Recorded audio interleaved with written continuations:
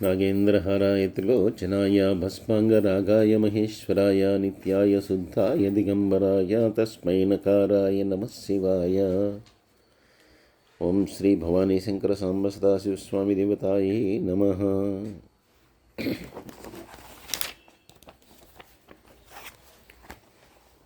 मेघजो बलचारी च महीचारी स्तुतस्तथा सर्वतूर्य विनोदी च सर्ववाज्य परिग्रहः। 30 అండి, 53వ పేజీ.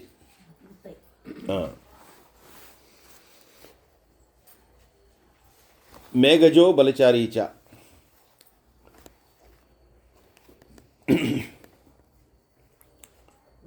మేఘముల నుండి పుట్టినవాడు ఉందండి. మేఘజో బలచారీచ, మేఘములన్నిటికీ కూడా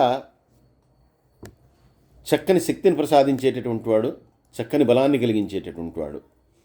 ఎందుకంటే ఆ బలాన్ని కలిగించడం వల్లే మేఘం అనేటువంటిది వర్షించగలుగుతుంది. వర్షించడం వల్లే మనకంతా కూడా సస్యం అవుతుంది.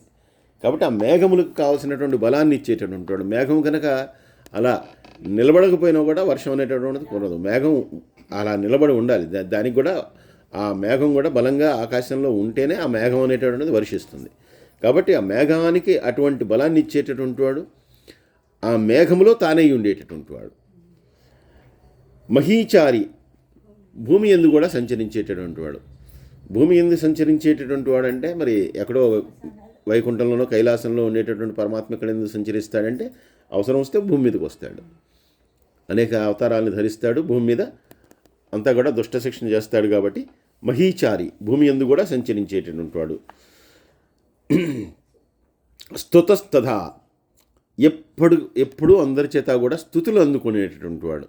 ఆయన చేసేటటువంటి గొప్ప గొప్ప కార్యముల వలన, దుష్ట శిక్షణ వలన ఆయన అందరి చేత కూడా ఎప్పుడు కూడా స్తుతి చేయబడుతుంటాడు, స్తోత్రం చేయబడుతూ ఉంటాడు, స్తుతి చేయబడుతుంటాడు, కీర్తింపబడుతూ ఉంటాడు.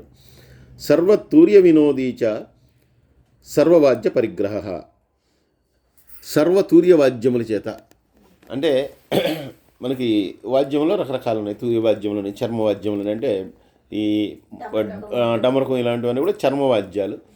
తూర్యములు అంటే మోగేటటువంటి వాద్యములు. ఈ మోగే వాద్యముల చేత వినోదించేటటువంటి వాడు. అనేకమైనటువంటి వాద్యములు మోగుతూ ఉంటాయి ఆయన నర్తన చేసేటప్పుడు. అలాగే సర్వవాద్యములను కూడా ఉపయోగించేటటువంటి వాడు. ఆయన దగ్గరే డమరకం ఇవన్నీ కూడా ఆయన చేతిలో ఉంటాయి. డమరకము, శంఖము ఇవన్నీ కూడా ఆయన దగ్గరే ఉంటాయి. అలాగా వాద్యముల చేత వినోదాన్ని పొందుతాడు ఆయన. అలాగే సర్వవాద్యాలని కూడా ఉపయోగించేటటువంటి శక్తి కలిగినటువంటి వాడు. వ్యాళరూపో గుహావాసి గ్రహమాలి తరంగవిత్ త్రిదశ కాలదృక్ సర్వకర్మ బంధ విమోచన. వ్యాళరూప, వ్యాళము అనేటంటే సర్పము అనేటటువంటి అర్థం చెప్తున్నారు. సర్పరూపంలో ఉండేటటువంటి వాడు. సర్పరూపంలో అంటే ఆయన ఆభూషణాలన్నీ కూడా సర్పాలే. ఆయన ఇంటి మీద ఉండేవన్నీ కూడా సర్పాలే. సర్పాలన్నింటినీ కూడా ఆభూషణంగా చేసుకున్నటువంటి వాడు. అలాగే గుహావాసి, గుహలో నివసించేటటువంటి వాడు. గుహలో ఎందుకు నివసిస్తాడు ఈయన అంటే తపస్సు చేసుకునేప్పుడు నివసిస్తాడండి. అదిగాక మనకి అంటే ఏ అంశతో ఉన్నా కూడా అంతా కూడా ఈశ్వరుడు ఒకడే. కాబట్టి ఆదిశేషుడు ఆయనే, అన్నీ ఆయనే. ఆదిశేషుడు ఎక్కడో అధోలోకంలో ఎక్కడో కింద ఉండి భూమిభారాన్ని అంతా కూడా మోస్తూ ఉన్నాడు. అందుకే వ్యాళరూపో గుహావాసి అనేటటువంటిది అందుకు ఇక్కడ చెప్పారు. అంటే ఆయన వ్యాళ రూపంలో ఉంటాడు. వ్యాళ రూపంలో ఎందుకు ఉంటాడు? ఆదిశేషుడిగా అంతటిని కూడా భరిస్తూ ఉంటాడు. ఈ భూమి యొక్క భారాన్నంతా కూడా, విశ్వాన్నంతా కూడా భరించేటటువంటి వాడు. అది ఎక్కడ ఉండి చేస్తున్నాడు? ఎక్కడో కింద, ఎక్కడో అధోలోకంలో ఉండి చేస్తూ ఉన్నాడు.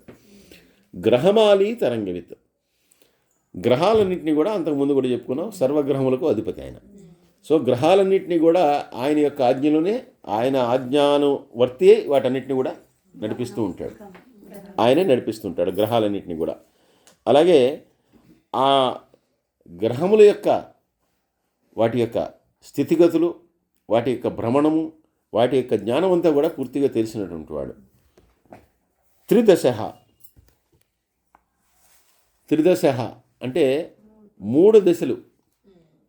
అంటే ఇక్కడ అర్థంలో ఏమొచ్చాయంటే ఎల్లప్పుడూ 3 సంవత్సరముల వయస్సు కలవాడు అని ఇచ్చాడు. అంటే దేవతలందరికీ కూడా ఎప్పుడు కూడా వాళ్ళకి ఎటువంటి దశలు లేవు వాళ్ళకి. కానీ త్రిదశ అంటే 3 దశల్లో ఈ భూమి యొక్క భారాన్నంతా కూడా నిర్వహించేటటువంటి సృష్టి స్థితి లయకారాలు లయలు అన్నీ కూడా చేసేటటువంటి 3 దశల్లో చేస్తాడు. సృజింపబడాలి, తర్వాత స్థితి, తర్వాత లయము. ఈ 3 ఒకదాని తర్వాత ఒకటి 3 దశలు. కాలదృక్, కాలమును బాగా గుర్తించగలిగినటువంటి వాడు. అందుకని కాలమే ఆయన, కాబట్టి కాలమును బాగా గుర్తించగలిగినటువంటి వాడు. కర్మ సర్వబంధ విమోచన, కర్మముల యొక్క సమస్తమైనటువంటి బంధముల నుండి విమోచనము కలగజేయలేనటువంటి వాడు ఆయనే. కాబట్టి విమోచనము కావాలి అనుకునేటటువంటి వాడికి కర్మబంధముల నుండి విముక్తి కలుగుతుంది. లేదు అక్కర్లేదు ఈ కర్మబంధాల్లోనే చిక్కుకొని ఉంటానను అనుకునేటటువంటి వాడికి ఆ కర్మబంధాల్లోనే ఉండిపోతాడు. కాబట్టి విమోచనం కావాలా అక్కర్లేదా అనేది మన చేతిలో ఉంది. విముక్తిని కలిగించడం అనేటటువంటిది, ప్రసాదించడం అనేటటువంటిది ఆయన చేతిలో ఉంది. బంధనస్త్వ సురేంద్రాణం యుధి శత్రు వినాశన సాంఖ్యప్రసాదో దుర్వాస సర్వస్సాధు నిషేవిత. బంధనస్త్వ సురేంద్రాణం అంటే ఒక బంధన రూపంలో, అంటే సమస్త విశ్వాన్ని కూడా కలిపేటటువంటి ఒక బంధన రూపంలో జీవులన్నింటినీ కూడా సంచరించేలాగా చేసేటటువంటి వాడు. ఎందుకంటే వచ్చినటువంటి ఏ జీవికైనా సరే అది కర్మబంధం అనేటటువంటి దానితోనే వస్తుంది. కర్మబంధం అనేటటువంటిది లేకపోతే కనుక ఏ జీవికి దాని యొక్క రూపం కానీ దాని యొక్క దేహం కానీ రాదు. కర్మబంధముతోనే మనకి ఈ రూపాలన్నీ కూడా వస్తున్నాయి. కాబట్టి వచ్చినటువంటి ప్రతి ఒక్కళ్ళం కూడా ఏదో ఒక బంధన రూపంలో ఉన్నటువంటి వాళ్ళమే. అందుకే మనకు వచ్చేటటువంటి, అంటే తర్వాత ఏర్పడేటటువంటి బంధాలన్నిటికీ కూడా ఆ కర్మయే కారణమవుతుంది. ఇన్ని కోట్ల మంది ప్రజలుంటే కొంతమందితోనే బంధాలని కలిగి ఉంటాం, కొన్ని వందల మందితో కూడా కలిగి ఉండవు. కేవలం లెక్కించదగినటువంటి మన 10 మందితోనో 15 మందితోనో, అంటే రక్త సంబంధం కొంతమందితో ఉంటే కనుక మిగిలిన వాడితో బంధం అనేటటువంటిది కొంతమందితోనే కలిగి ఉంటాం. అందరితో ఆ బంధం అనేటటువంటిది ఏర్పడదు. ఎందుకంటే దీని అంతటికీ కూడా కర్మ అనేటటువంటిదే కారణం. దానివల్లే మనకు ఆ బంధాలు ఇవన్నీ కూడా ఏర్పడతాయి. ఆ బంధం అనేటటువంటిది ఎప్పుడైతే తీవ్రమవుతుందో అది అనుబంధం అవుతుంది. వాటితో ఎక్కువగా ఆ బంధం అనేటటువంటిది ఏర్పడుతుంది. కాబట్టి ఇవన్నీ కూడా కల్పించేటటువంటి వాడు, ఆ బంధన రూపం కల్పించేటటువంటి వాడు ఆయనే. ఎందుకు? మనం చేసినటువంటి కర్మల ద్వారా ఆ కర్మల యొక్క ఫలితాన్ని ఇచ్చి మనకి అది కల్పిస్తాడు. అలాగే యుద్ధంలో శత్రువుల్ని, రాక్షసుల్లో శ్రేష్ఠులైనటువంటి వాళ్ళని, ప్రముఖుల్ని ఎవరైనా సరే ఆయన ముందర ఇంకా అంతకంటే ఆయనకంటే ఉన్నతుడు లేడు, ఆయనకంటే గొప్పవాడు లేడు. కాబట్టి యుద్ధంలో శత్రువులందరినీ కూడా నశింపజేసేటటువంటి వాడు. అలాగే సాంఖ్యప్రసాదో దుర్వాస సర్వస్సాధు నిషేవిత. సాంఖ్యప్రసాద అంటే వివేకమును అనుగ్రహించేవాడు. జ్ఞానము, సాంఖ్యము అంటే జ్ఞానము అనేటటువంటి అర్థం మనకి సాంఖ్య యోగం మనకి భగవద్గీతలో. అంటే జ్ఞానము, ఆ జ్ఞానాన్ని ఇచ్చేటటువంటి వాడు. అలాగే దుర్వాసాహ అంటే మేలిమి వస్త్రములు కాకపోయినను ధరించేటటువంటి వాడు. మురిగుడ్డగలు కట్టుకోవాల్సిన పని ఆయనకే ఉంది. అసలు ఆయన బట్టలే కట్టుకోడు, వ్యాఘ్ర చర్మాన్ని ధరిస్తాడు, లేదంటే దిగంబరంగా ఉంటాడు. వ్యాఘ్ర చర్మాన్ని ధరిస్తాడు. మరి వ్యాఘ్ర చర్మం ఏమైనా శుభ్రంగా మంచి అదే సెంటు కొట్టినట్టు వాసన ఉండదు. కాబట్టి దుర్వాసాహ అటువంటి వస్త్రాన్ని, అటువంటి ఒక సువాసన కలిగించేటటువంటిది కాకపోయినా, శుభ్రమైనటువంటిది కాకపోయినా దాన్ని కూడా వస్త్రముగా ధరించేటటువంటి వాడు. ఒక రకంగా దిక్కులే ఆయన యొక్క వస్త్రములు, అన్ని దిక్కులు ఆయన వస్త్రములే. మరొకటి పరమేశ్వరుడికి దిగంబరుడు, అసలు ఏ వస్త్రము ఆయనకి ఆభూషణం కాదు, ఏది కట్టుకోడు అని. అలాగే వ్యాఘ్ర చర్మాంబరుడు, వ్యాఘ్ర చర్మాన్ని ధరిస్తాడు అని. అంతేగాని ఆయనకి పీతాంబరధారి ఇలాంటి నామాలు ఎక్కడ లేవు. ఆయనకి విష్ణువు ఉంటాయి, అవి పరమేశ్వరుడికి లేవు. కాబట్టి ఎప్పుడు కూడా పీతాంబరం కట్టుకోడు ఆయన. గజ చర్మం కట్టుకుంటాడు, వ్యాఘ్ర చర్మాలే కట్టుకుంటాడు ఆయన. కాబట్టి ఆ చర్మాలను కూడా ధరించేటటువంటి వాడు. దుర్వాసాహ సత్యసాధు నిషేవిత, సర్వసాధు నిషేవిత, సమస్తమైనటువంటి సాధు జనముల చేత కూడా సేవింపబడేటటువంటి వాడు.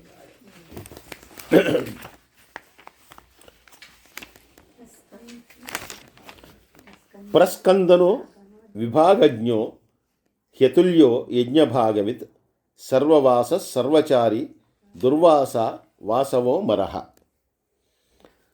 ప్రస్కంద విభాగజ్ఞ, శత్రువుల్ని నశింపజేసేటటువంటి వాడు, అలాగే ఎలా నశింపజేయాలో తెలిసినటువంటి వాడు. ఇందాకనే కథలో చెప్పుకున్నాం. ఇప్పుడు ఆ సుందులు వాళ్ళిద్దరూ అటువంటి వరాన్ని కోరుకున్నారు. ఒక్కో రాక్షసుడు ఒక్కో రకమైనటువంటి వరాన్ని కోరుకున్నాడు. అలాగే ఆయన త్రిపురాసురుడిని చంపినప్పుడు త్రిపురాసురుడు ఒక రకమైనటువంటి వరాన్ని కోరుకున్నాడు. రావణాసురుడు ఒక వరాన్ని కోరుకున్నాడు. ఇలా ఎవరికి వాళ్ళు ఒక రకాలైన, అంటే వాళ్ళ మరణం లేకుండా అసాధ్యం కాబట్టి దానిలో విచిత్రమైనటువంటి వరాలను కోరుకున్నా కూడా వాళ్ళని ఎలా సంహరించాలో తెలిసినటువంటి వాడు, శత్రుల్ని ఆ రకంగా చేసి నశింపజేసేటటువంటి వాడు. హేతుల్యాలో అతుల్య అంటే ఆయనతో సమానమైనటువంటి వాడు ఇంకెవరూ లేరు. ఆయనే అందరికంటే ఉత్తముడు. ఆయనతో సమానమైనటువంటి వాడు ఎవడూ లేడు. యజ్ఞ భాగవిత్, ఆయనే అసలు యజ్ఞము చేయించేది ఆయనే, యజ్ఞంలో ఇచ్చేటటువంటి హవిస్సులు తీసుకునేటటువంటిది ఆయనే అని చెప్పుకున్నాం. కాబట్టి యజ్ఞము గురించి పూర్తిగా తెలిసినటువంటి వాడు. అలాగే సర్వవాస, వాసము అంటే వస్త్రము అని, సర్వవాస సమస్తమును ధరించేటటువంటి వాడు. వాసము అంటే వస్త్రము. సర్వచారి, సమస్త ప్రదేశములందు కూడా సంచరించేటటువంటి వాడు. మళ్ళీ ఇక్కడ దుర్వాసాహ వచ్చింది. అంటే దుర్వాసో మహర్షి ఎవరైతే ఉన్నాడో ఆయన సాక్షాత్తు ఈశ్వరుని యొక్క అంశతో వచ్చినటువంటి వాడు అని చెప్తారు. దుర్వాసో మహర్షి ఆయన సాక్షాత్తు ఈశ్వరుని అంశ, అందుకని ఆయన కోపం ఎక్కువ అని చెప్తారు. కాబట్టి దుర్వాసుడు అనేటటువంటి అవతారం ఏదైనా, దుర్వాసో మహర్షి యొక్క ఇదేదైతే ఉందో ఆయన గొప్ప ఋషి, ఆయన కూడా సాక్షాత్తు ఈశ్వరుని యొక్క అంశతో వచ్చినటువంటి వాడు. కాబట్టి దుర్వాసాహ ఆయన అంశతో వచ్చినటువంటి వాడు. కాబట్టి వాసవ ఇంద్రుని రూపం కూడా తానే అయినటువంటి వాడు. అమరహ మరణము లేనటువంటి వాడు, ఆయన ఎప్పుడు కూడా భగవంతుడే. హైమో హేమకరో యజ్ఞ సర్వధారి ధరోత్తమ లోహితాక్షో మహాక్షశ్చ విజయాక్షో విశారద.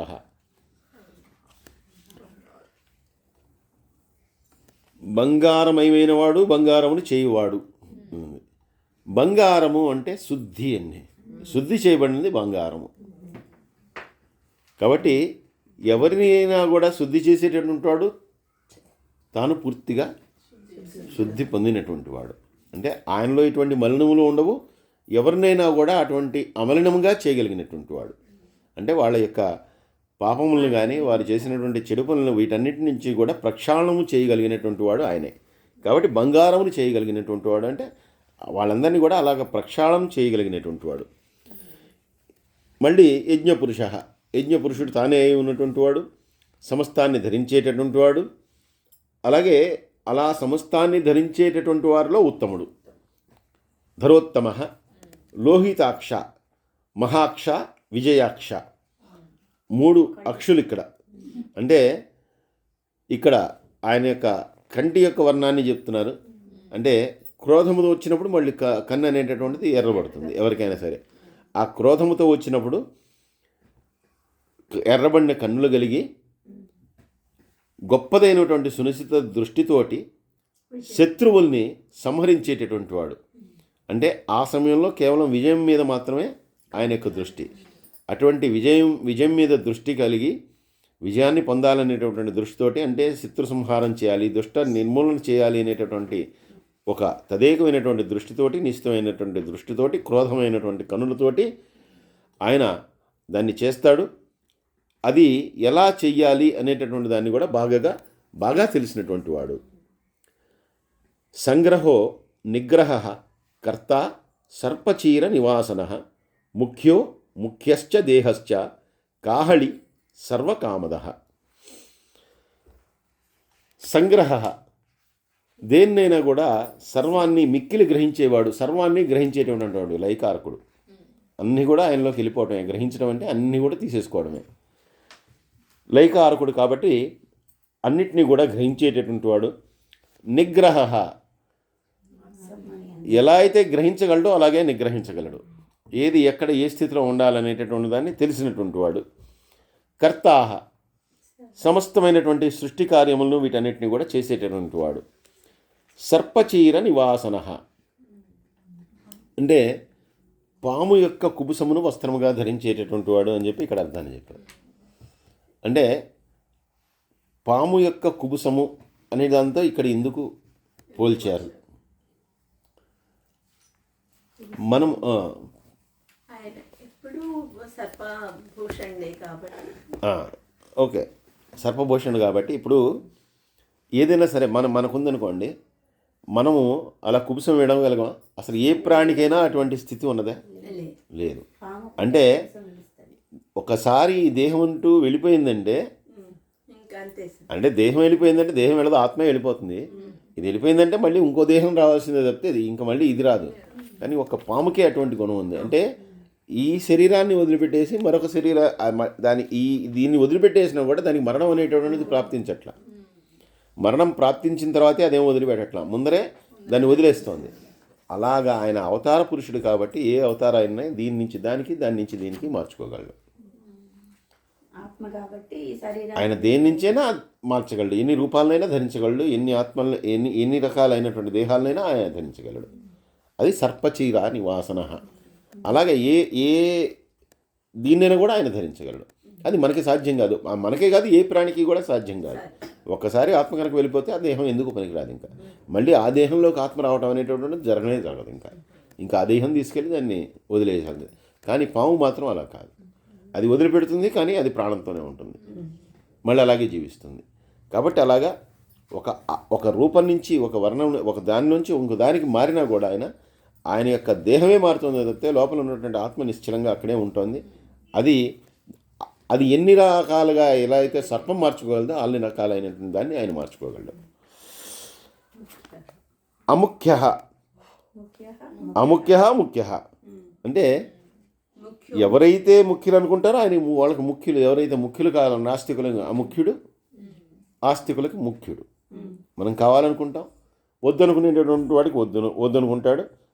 అయినా కూడా ఆయనకేమీ నష్టం లేదు. ఎవరు కావాలనుకున్నా ఎవరు వద్దనుకున్నా ఆయన యొక్క ఇది స్థితి కానీ ఇదేమీ మారదు. కాబట్టి అలా అనుకునేటటువంటి వాళ్ళకి అలా ఉంటాడు, ఇలా కావాలనుకునేటువంటి కావాలనుకునే వాడు ఉంటాడు. అలాగే అలా ఉండి సర్వకామద సమస్తమైనటువంటి కోరికలను తీర్చగలిగిన వాడు. అలా ఆయన నీకు ఇష్టం ఉన్నా ఇష్టం లేకపోయినా కోరికలు ఏవైతే ఉంటాయి, నీ కోరికలు ఏవైతే ఉంటాయో వాటన్నింటినీ కూడా అన్ని కోరికలని తీర్చగలిగినటువంటి వాడు ఆయనే. అంటే ఆ కోరిక మళ్ళీ సమంజసమా కాదా, అది ఎంతవరకు తీర్చగలడు అనేది, ఎంతవరకు తీరుస్తాడు అనేటటువంటిది వీడి యొక్క దీని మీద ఆధారపడి ఉంటుంది. కానీ తీర్చగలిగినటువంటి వాడు ఆయనే. అంటే ఏ సంపదనైనా ఇవ్వగలిగినటువంటి వాడు, అనుగ్రహించగలిగినటువంటి వాడు ఆయనే. కాహళి అనేదానికి మ్రోగుచున్నటువంటి వాద్యము అని చెప్పి అర్థం చెప్తున్నారు. ఆయన చేసేటటువంటి డమరుకనాదం కానీ, ఆయన నుంచి వచ్చేటటువంటి ఓంకారనాదం కానీ, అంటే ఆ పరమాత్మ నుంచి ఓంకారనాదం అనేటువంటి ఆయన దగ్గర నుంచి వచ్చినటువంటిది ఆ ఓంకారము అనేటటువంటిది. అందుకే మనకి మిగిలినటువంటి నాదాలు ఏవైనా కూడా మనకి ఇక్కడి నుంచి వస్తాయి. మనకి చాలా మనం గమనిస్తే కనుక కొన్ని పెదవుల నుంచి పలుకుతాం, కొన్నిటి నాలుక నుంచి పలుకుతాం, కొన్నిటి నుంచి ఈ గొంతు నుంచి వస్తాయి అంతే. ఇంకా ఇంతకు మించి వచ్చేటటువంటి నాదం ఏం లేదు. కానీ ఓంకారం చెప్పేటప్పుడే మీరు ఓంకారాన్ని కనుక మీరు ఎంతసేపు దీర్ఘంగా చెప్తే కనుక నాభి ప్రదేశం నుంచి అది వస్తూ ఉంటుంది. ఓంకారం ఒక్కటే అలా వస్తుంది. మిగిలినవన్నీ కూడా ఇక్కడిక్కడి నుంచే వస్తాయి.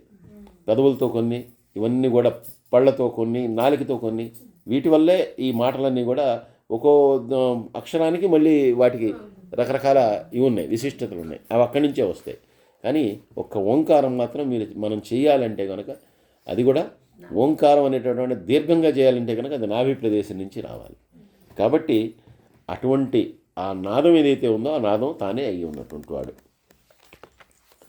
సర్వకాల ప్రసాదశ్చ శుభలో బలరూపభృత్ సర్వకామ ప్రదశ్చైవ సర్వతోముఖ.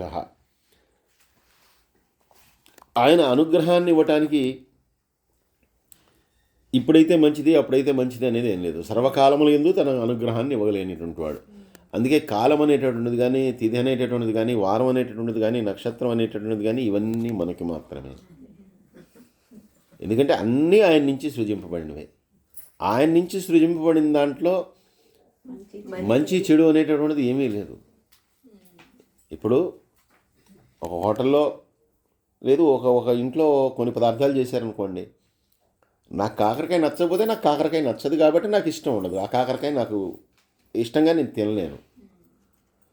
కానీ కాకరకాయ ఇష్టంగా తినేటటువంటి వాడు కాకరకాయలో ఇబ్బంది ఉంది.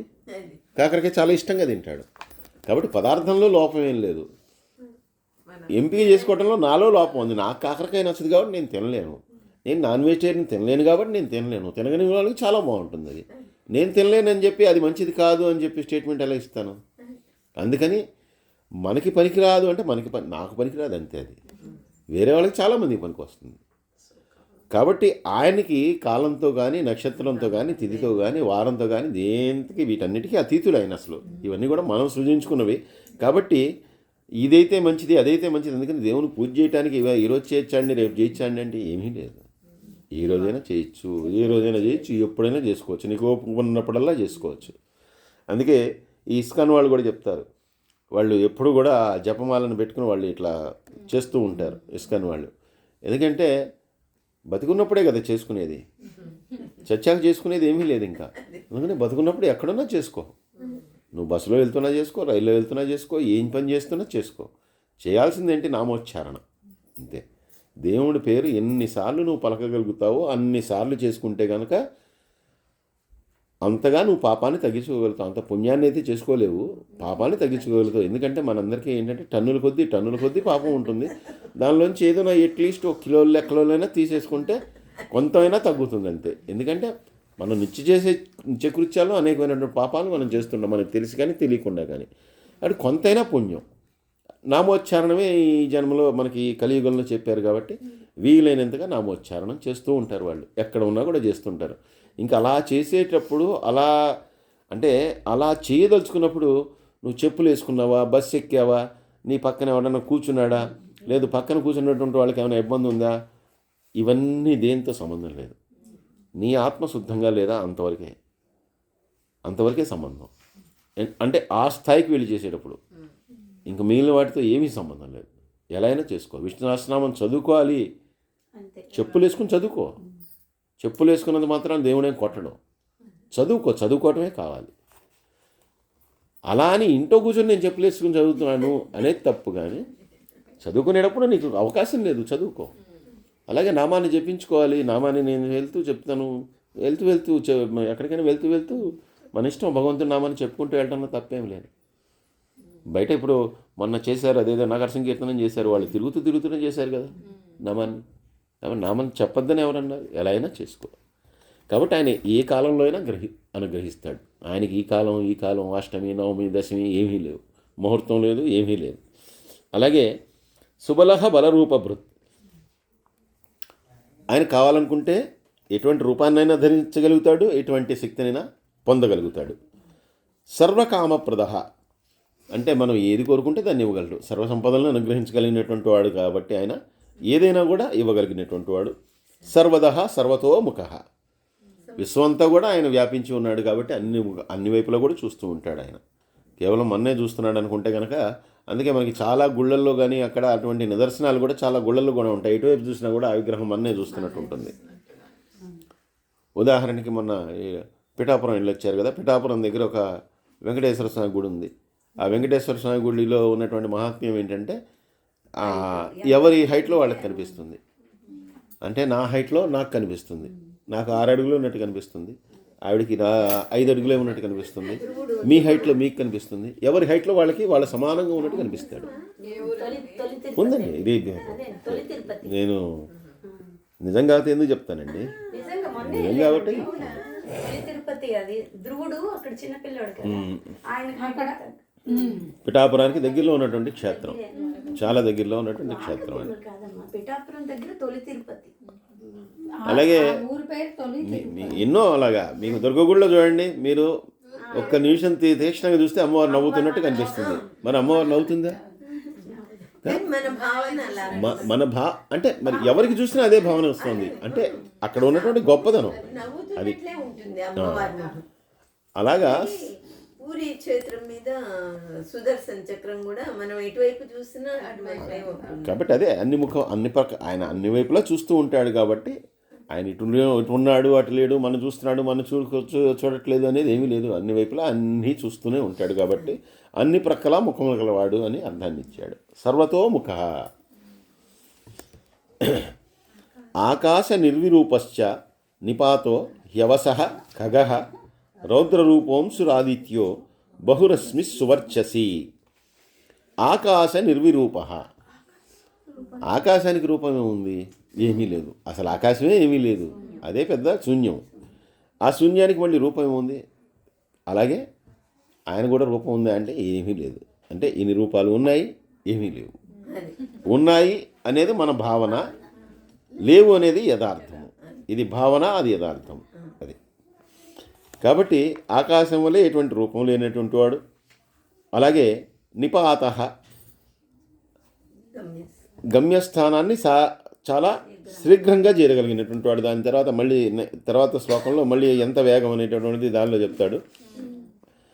అలాగా చేరగలిగినటువంటి వాడు కాబట్టి మళ్ళీ దానికి ఎవరి మీద అధీనపడవలసినటువంటి అవసరం లేదు ఆయన. అలాగే ఖగః రౌద్రరూప. ఖగ అంటే పక్షి, పక్షి అంటే ఇక్కడ గరుక్మంతుడితో వేగం, చాలా వేగాన్ని గురించి చెప్తున్నా. ఖగః వేగాన్ని కలిగినటువంటి వాడు, రౌద్రరూప తీవ్రమైనటువంటి క్రోధాన్ని పొందగలిగేటటువంటి వాడు. అలాగే కిరణ రూపమై ఉండేటటువంటి వాడు. కిరణానికి ఉండేటటువంటి గొప్పతనం ఏంటంటే కిరణం అనేటటువంటిది చాలా ప్రభావశాలి, చాలా ప్రభావశాలి. అంటే ఎంత దూరమైనా వ్యాప్తి చెందగలుగుతూ ఉంటుంది, చాలా దూరం దాని యొక్క ప్రయాణం ఉంటుంది. అలాగే కిరణం అనేటటువంటిది ఇప్పుడు ఎంతసేపు, కొన్ని గంటల సేపు మంచు ఉండి మనకి ఏ ఎదురుకుండా ఉన్నటువంటి వస్తువు కనిపించకుండా ఉంటుంది. కానీ ఒక్కసారి ఆ సూర్యకిరణాలు కనుక వస్తే కనుక ఇదంతా ఏమైపోయిందో కూడా తెలియదు. అసలు మొత్తం మాయమైపోయినట్టుగా, అంటే అంత తొందరగా అది అక్కడి నుంచి కనపకుండా అదృశ్యం అయిపోతుంది. అంటే కిరణం యొక్క ప్రభావం, కిరణము యొక్క ఆ తేజస్సు కానీ దాని యొక్క కాంతికి కానీ ఈ మంచు అనేటటువంటిది పూర్తిగా కరిగిపోతుంది. అటువంటి ఆయన అంతటి ప్రభావశాలి. అలాగే సువర్చసి, మంచి కాంతి కలిగినటువంటి వాడు. తేజస్సు గగ్.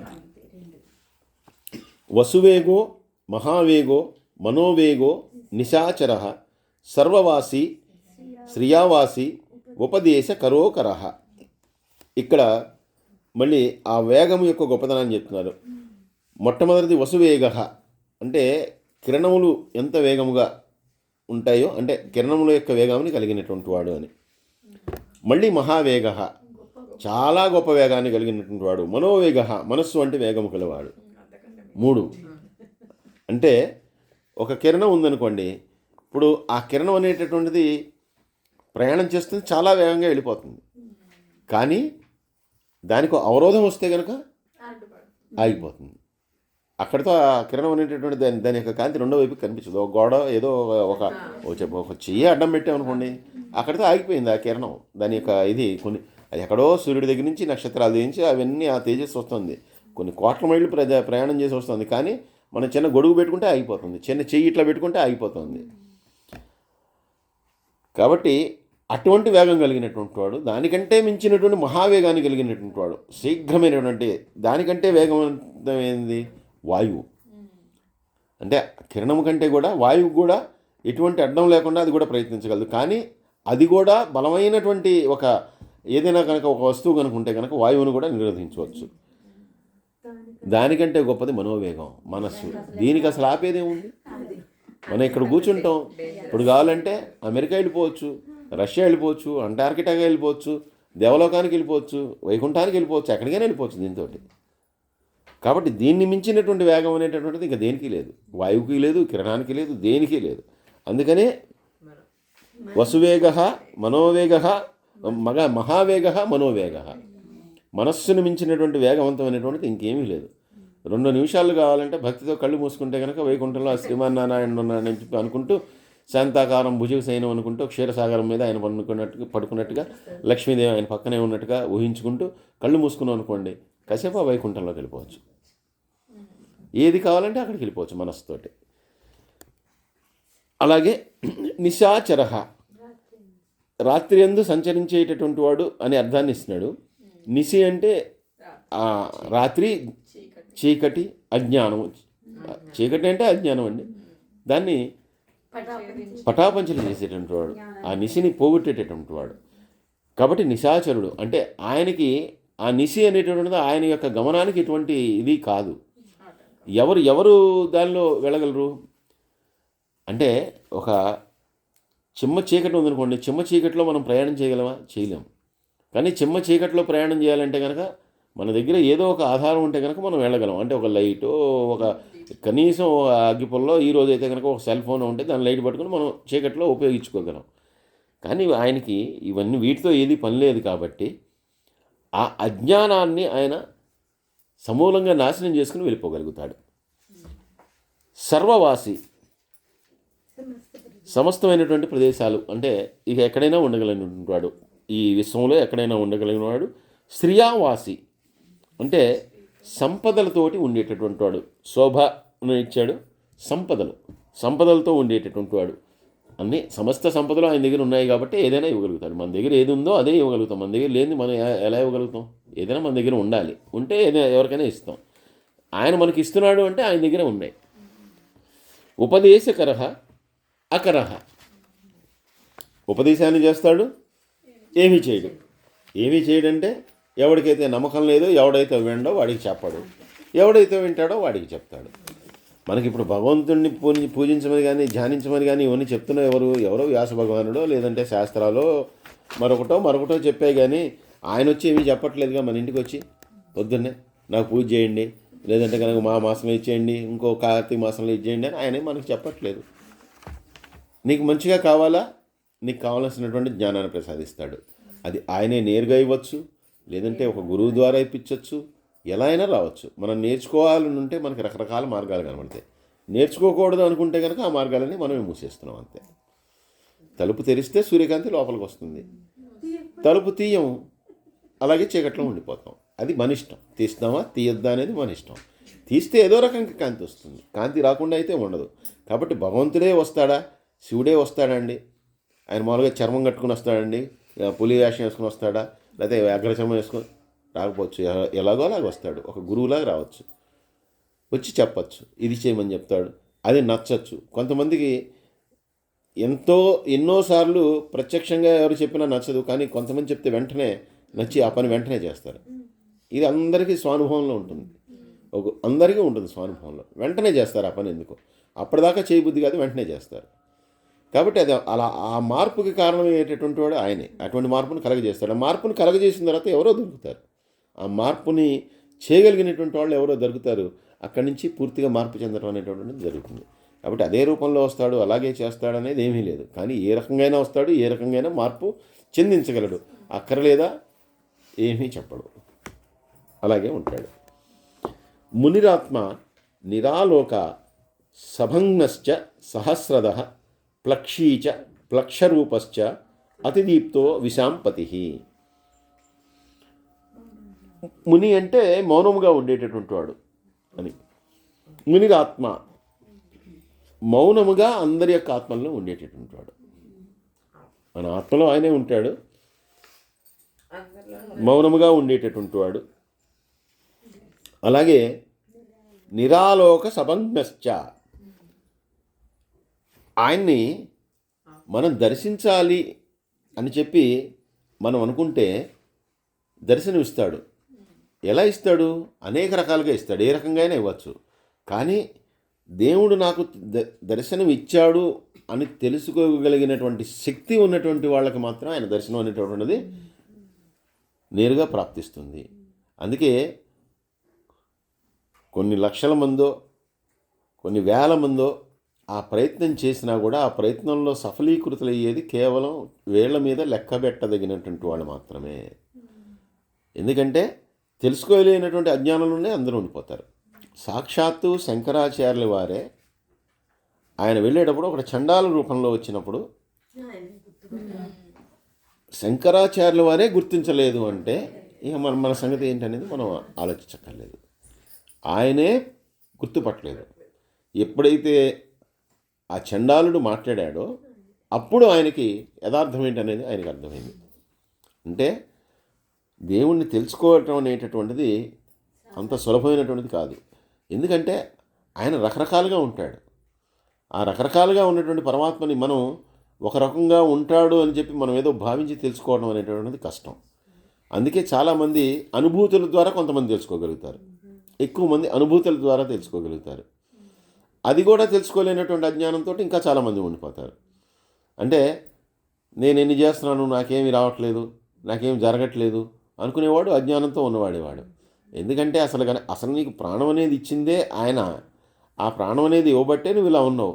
అంతేగాని నువ్వు ఏదేదో కోరుకుని నాకు ఆ కోరిక కలగలేదు, లేకపోతే వాడికి ఏదో ₹1,00,00,000 వచ్చాయి, నాకు ₹1,00,000 వచ్చాయి, లేదంటే నేను ఇలా చేస్తున్నాను, నేను ఎన్ని కష్టాలు పడుతున్నాను, ఇవన్నీ కూడా అనుకుంటే కనుక దానివల్ల ఉపయోగమే లేదు. అసలు ఇచ్చిన జీవితం ఆయన ఇచ్చింది ఇంతే, నాకున్న జీవితం ఇంతే, నాకు ఇలా గడవలసిందే అనుకునేటువంటి వాడు సంతృప్తితో జీవిస్తాడు. కాబట్టి అలా అనుకోవటం అనేటటువంటిది ఎంతమందికి సాధ్యం, ఎంతమంది దాన్ని అనుకోగలుగుతారు, ఎంతమంది అనుభూతి చెందుతారు. కాబట్టి ఆయన రకరకాలుగా ఉంటాడు. కాబట్టి ఆ రకరకాలుగా ఉన్నటువంటి పరమాత్మని దర్శించడం అనేటటువంటిది కష్టం. అందుకే దర్శింపలేనటువంటి వాడు, దర్శనం కానటువంటి వాడు, దర్శింపలేనటువంటి వాడు. సహస్రద ఆయన ఇవ్వాలనుకుంటే కనుక ఎన్నైనా ఇవ్వగలడు, అనేకం ఇవ్వగలడు, ఏదైనా ఇవ్వగలడు, ఏది కావాలంటే అది ఇవ్వగలడు. ప్లక్షీచ ప్లక్షరూపశ్చ అంటే ప్లక్ష ద్వీపంలో నివసించేటటువంటి వాడు. మనకి అనేక రకాలైనటువంటి ద్వీపాలు ఉన్నాయి. మనది జంబూ ద్వీపం అండి. ఈ జంబూ ద్వీపం అనేటటువంటిది 4 వైపులా కూడా అదే నీటితో ఉన్నటువంటిది. మనది జంబూ అనేదానికి ఈ నేరేడు అంటే జంబూ ఫలము అంటే కనుక నేరేడు పండు అని, కానీ ద్వీపము అంటే కనుక చుట్టూతా నీళ్ళతో ఉన్నటువంటిది. అలాగే జంబూ ద్వీపము, ప్లక్ష ద్వీపము, శాల్య ద్వీపము, ఇలా ద్వీపాలు ఉన్నాయి. 7 ద్వీపాలు ఉన్నాయి. ఈ 7 ద్వీపాల్లో ప్లక్షీచ ప్లక్షరూపశ్చ, ఆ ప్లక్ష ద్వీపం అనేటటువంటి దానిలో వృక్షరూపం తానే అయి ఉన్నటువంటి వాడు అని చెప్పి ఇక్కడ చెప్తున్నాడు. అలా ఉన్నటువంటి వాడు అతి దీప్త, చాలా ప్రకాశంతో ఉన్నాడు. అలాగే విశాంపతి, సమస్తమైనటువంటి ప్రాణకోటికి ఆయనే అధిపతి, ఆయనే ఒక మార్గదర్శకుడు, ఆయనే ఒక చుక్కాని, వాళ్ళందరికీ కూడా ఒక మార్గాన్ని నిర్దేశకత్వం చేసేటటువంటి వాడు. కాబట్టి ఆ ప్లక్ష రూపంలో, చెట్టు రూపంలో, ఆ ప్లక్ష ద్వీపంలో ఉన్నటువంటి వాడు. అన్ని ద్వీపాల్లోనే ఆయనే ఉన్నాడు, విశ్వంతా ఆయనే ఉన్నాడు.